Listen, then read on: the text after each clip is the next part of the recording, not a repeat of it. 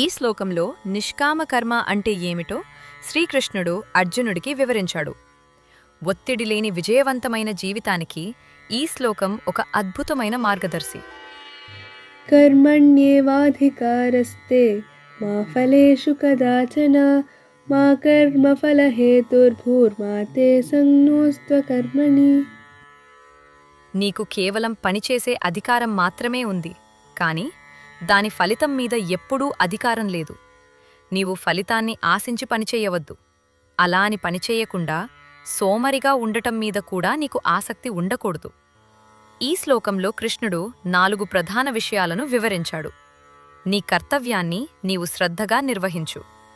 ఫలితం అనేది అనేక బాహ్య శక్తులపై ఆధారపడి ఉంటుంది, కాబట్టి దాని గురించి చింతించుకో.